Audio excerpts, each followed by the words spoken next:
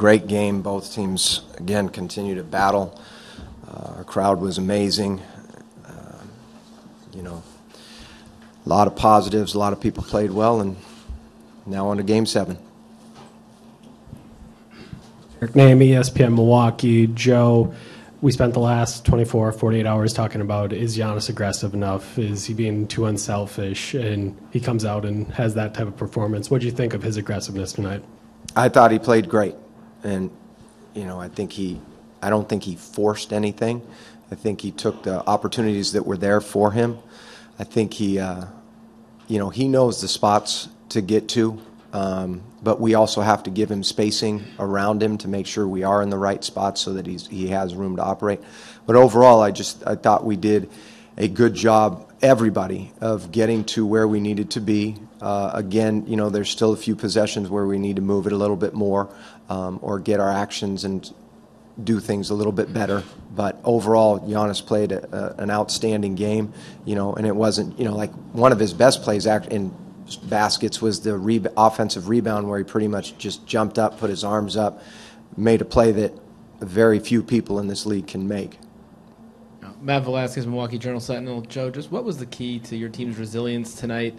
Got down a little bit early and then, bounced back. Second half, you have that big lead and they battle back, but you don't let them get over the hump and you put them away. What was the key for you guys? Well, I think we're a team that has shown a lot of resiliency all year.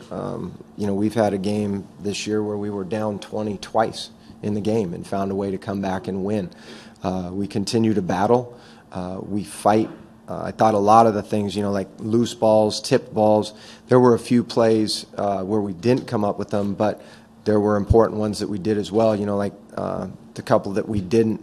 Thon got some rebounds, ball weren't good passes or outlets, but on those we didn't. But then there were a lot of them where we did, and those are the hustle plays that you have to make to be able to battle back and to stay in a game. And at the end of the day, it's a 48-minute game, and so you have to keep fighting on every possession.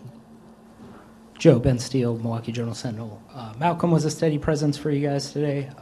After not playing a lot in the second half last game, what did you see out of him that made you want him out there at crunch time?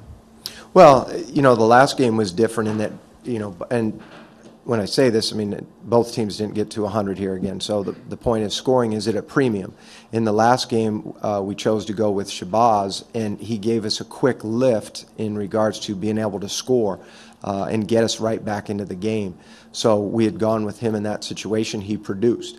Tonight Malcolm shot the ball very well. Obviously hits a huge shot in the left corner, the three after Bled pushed the ball in transition. Big shot, big play. But I thought overall his game on both ends of the floor was pretty good. Again, we'll go back and look at film and continue to talk about some of the things we just have to clean up. But overall, he played very solid on both ends of the floor. Hey, Joe. Greg Matzik, WTMJ Radio. Closing out quarters seemed to be very much on your side. It was, I think, a 12-5 run to close the first, 12-2 in the second, 13-4 in the third.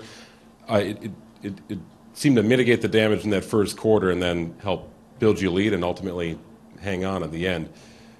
Anything said at a crucial time in a timeout? I mean, it was those little bursts, but they proved large. Well, it's something that we've talked about during the entire series, actually. Going back to game 1 and 2, a lot of things were talked about, they're jumping out and getting to these big big leads to start the game.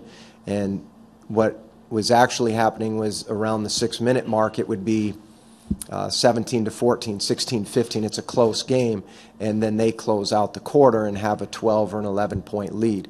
So it's been something that we've talked about, but that's not new. I think a lot of teams talk about the importance of closing out quarters.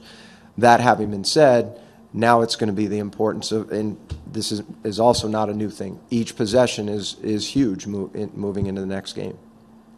Coach Gabe Stoltz, BrewHoop.com. Going into, obviously, Game 7s on the road are never easy. What do you see as the biggest key to ensuring a victory, escaping Boston with a victory Saturday night? A lot of the things that we've talked about. You got to win each possession. Sounds pretty simple, but you got to stay focused in the moment. One of the things we talked about to start the series was you can't ease your way into it. You got to be locked in right from the start, ready to make plays on both ends of the floor. And when I say that, that's a pretty general term, but it's, okay, knowing what their tendencies are and what their plays are and the things that they're going to like to do so we can get stops defensively. Offensively, it's, knowing what their coverages are and being able to attack or find the openings, finding the gaps, and being able to make plays not for yourself only, but for your teammates as well. So for us, the little things are going to matter big, like 50-50 balls, hustle plays, keeping them off the boards, taking care of the ball. All those things are going to add up to what will reflect on the scoreboard. Coach Mark D'Amico, Celtics.com. You just touched on what all of the keys are to winning a Game 7 are, but what is a Game 7 all about? You've been involved in them before. Yeah.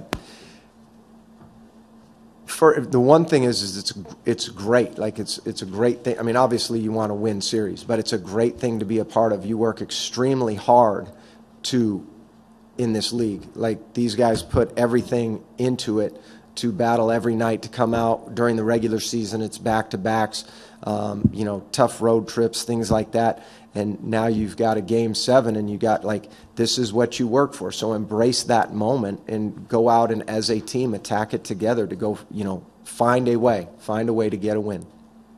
Eric Name, ESPN Milwaukee. Joe, you see Chris have those 4 first-quarter turnovers, and he's been so steady this series. How do you try to get him out of that and back into the rhythm the rest of the game? Yeah, Chris is steady. I mean, we've talked about him a lot and his efficiency. He still ends up 7 for 8, still impacts the game because of what they have to do to account for him on the floor, whether he's in the post, whether he's on the perimeter.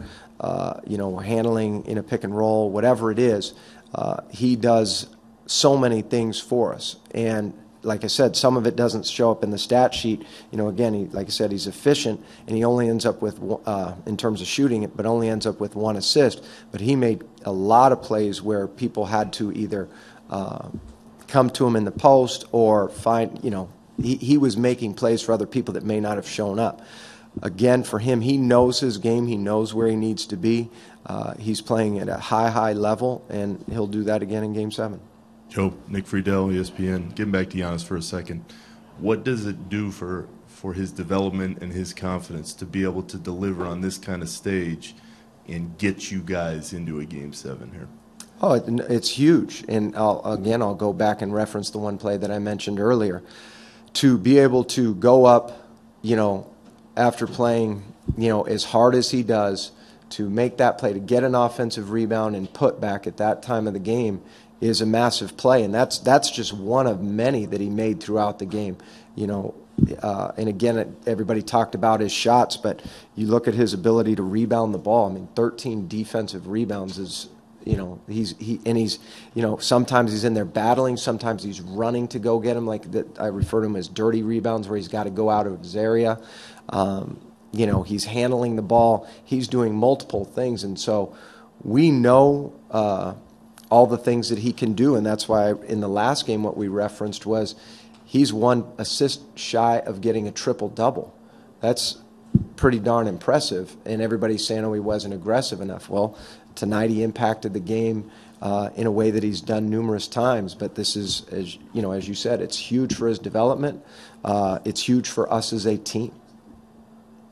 Andrew Wagner, Wisconsin State Journal. Not to harp on youth and experience, but you do have a lot of guys that have not been in this position before and have not been in what they're going to face Saturday night. Are you pleased with the way that they've not gotten caught up in the moment, and how do you guard against them maybe getting lost in the moment of the atmosphere Saturday? No, these guys have been great. They've been locked in. They've been focused. I know they'll be excited and ready to go. I think the important thing for us is the preparation going into the game, and we know what we need to do. But they, like tonight, they embrace tonight, in an elimination game, getting down, them battling back. This was a great experience for us, but it's a great environment. Like we said, our crowd was great. They were enthusiastic. Our guys were passionate into the game. And when even the guys that weren't playing, they're up cheering constantly for their teammates when they make plays. We're locked in as a group. Joe, Steve Eschbrenner, NBA.com. Brad was saying how sometimes it's shooters missing shots, and sometimes it's defenders doing the things to make those shots tougher or take away those things. What were you pleased with in terms of your guys defending the shooters or even their defense before the shots went up? Mm-hmm. Yeah, I thought I agree with that. But you do have, one of the things you always have to do is make any of your opponents. A lot of times people talk about this with the great players. You have to make them work as hard as possible to get the shots that they get. And I think there were a few times, we might have gotten caught where we were in the wrong spot, so to speak. And so shots were a little bit easier for them. But overall, I thought we did a very nice job of getting to our spots, not overcommitting too much and getting out of position. Like, that's a huge thing, is making sure you're in the right, like sometimes, like we're a high steals team, but we're not always trying to go and gamble and take ourselves out of position. We're trying to use our length and make our opponents work as hard as possible to get the shots. And tonight I really felt like we did that.